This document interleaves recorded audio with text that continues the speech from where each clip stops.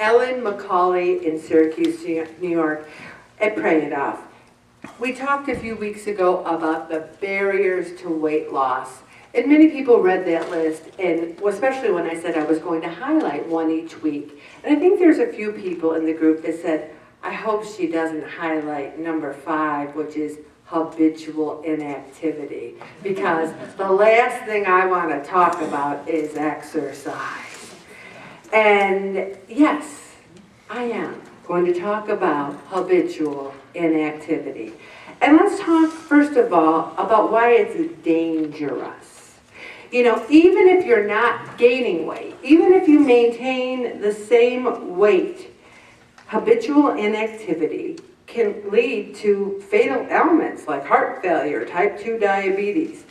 If you have a desk job, and I've really reflected on my Pray It Off journey, and a year ago, I got a different job where I am at my desk like so much more than I was in my previous job, on the phone, on the computer, and I had to learn a whole new business, and I didn't feel good, and I just noticed that my activity was getting less and less and less, and now I've increased it, and I do see the difference. Researchers suspect and confirm that your blood sugar needs to be regulated by walking, by moving. And they did studies where they showed people who cut their activities in half from their normal activities, and it showed that their blood sugar does change. People are meant to cover 5 miles a day. If you're doing 1,000 steps, 2,000 steps, and I'm not talking about people who have, you know, bad knees or bad legs. I'm talking about able-bodied people. You need to step it up. Blood sugar levels spiked dramatically following meals because these people were not exerting the exercise that would burn the body's energy and bring the levels back to a normal rate. Perpetual sitting around or laying in bed can lead to trouble besides gaining weight. So what are the benefits of exercise? Now we're talking about, there are benefits, and we really need to eat less and move more. Those are Pray It Off tenets. What is the motivation we need? Well, we want to have more energy, we want to live longer. Is there anyone in this room that does not want to live longer? Because right now, I'm going to raise my hand. I want to live longer. Everyone? Anyone not? Want to share it with the group? You don't want to live longer? All right. Exercise improves your mood. If you are upset about something, if you feel tired, it will make you feel better. If you need to blow off steam, go for a walk. Put your hand out because Jesus will hold your hand and walk with you. You know what I find? Music. I put my music on and I can do anything. I have certain songs that I can just feel that juice going. It feels so good. It combats chronic disease. All right, let's go back to improve your mood. One of the things is I don't like to exercise at night. I really don't. I'm tired. I get home from work. I go to St. Camilla's. It's 6:37. I haven't eaten dinner yet. So what did I do? I set my alarm. After my surgery, I waited 4 weeks, got the clearance.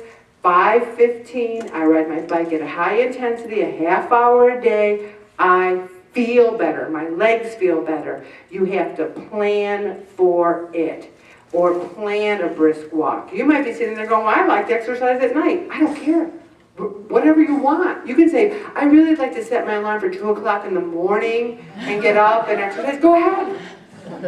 It combats chronic diseases.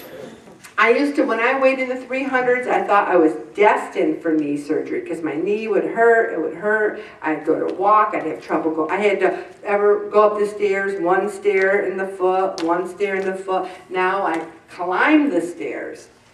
It also helps you manage your cholesterol, manage your blood pressure, manage certain types of cancer, and it helps with your weight.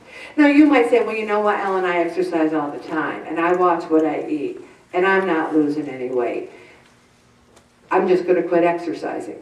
Really? Because exercise is good for you even if you don't lose weight.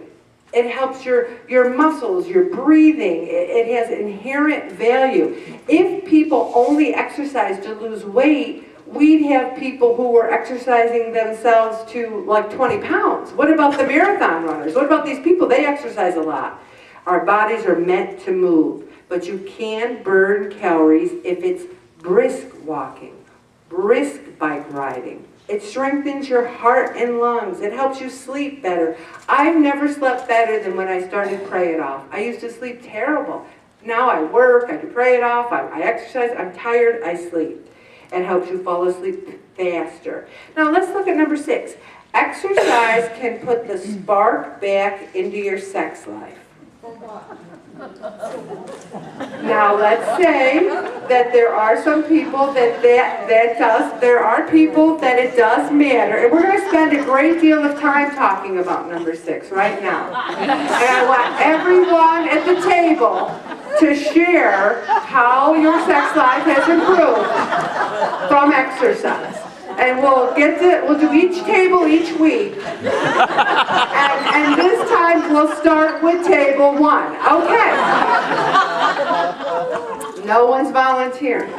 But, did you ever go to a marriage encounter? And we had the marriage encounter here, and one person went to the marriage encounter, and they're like, all they do is talk about sex. It's a Catholic group, and Father Brockmeyer's up there going, sex, sex, sex, sex. It's an integral part of the married life.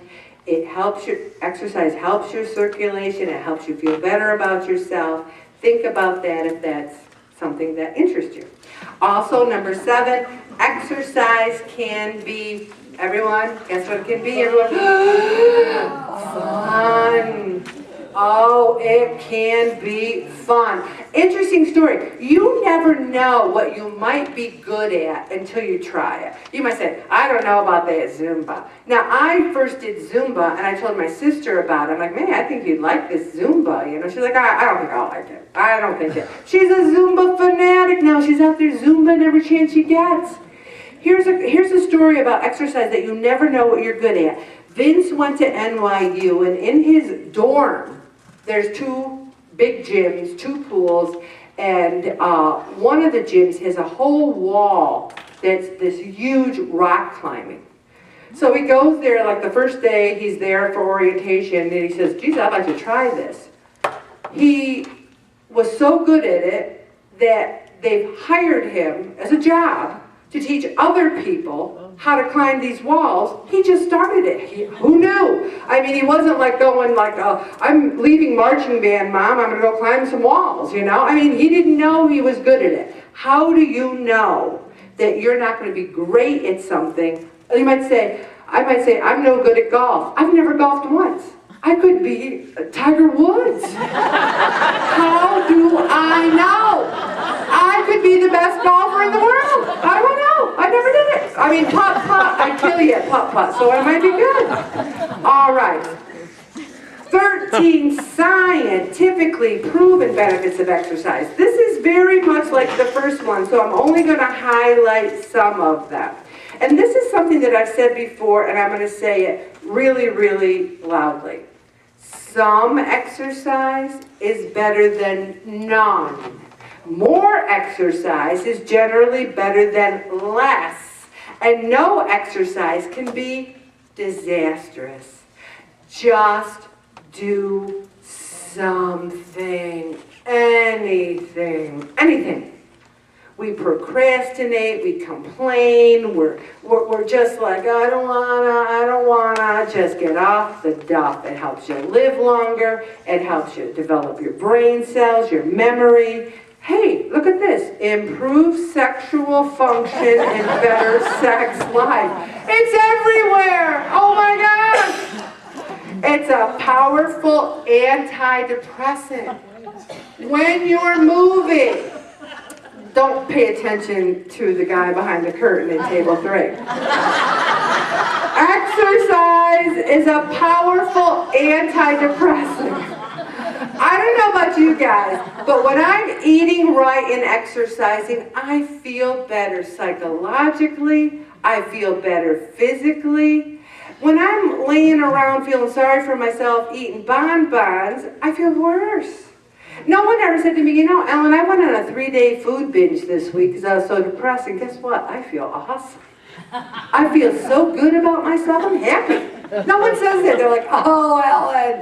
And then it's so funny because I am under the weather, so I said to people, I can't give you a hug tonight because I'm a little under the weather. I'd say 20 people said, after I get on the scale, you're not going to want to give me a hug. At least 20 people said that. Not one, not two, like 20. I give people hugs whether you gain or not. Also, if you don't need Zoloft if you're feeling good about yourself. I'm not talking about people who are really clinically depressed. I'm talking about you're a little down because you're fat. Get up, eat less, move more. I was so depressed that I was fat. And the more I work on it, the less depressed I got. It helps your cardiovascular. It helps your cholesterol. I've said that. Diabetes. Weight control, muscle, bone, sleep. These are all, you know why they repeat them? Because guess what they are, people? True! Are you sitting there going, I don't think my muscle strength will improve if I exercise. Or I don't think I can help, my preventing diabetes if I exercise. It'll help all those things. I'm going to stop right there, Bobby.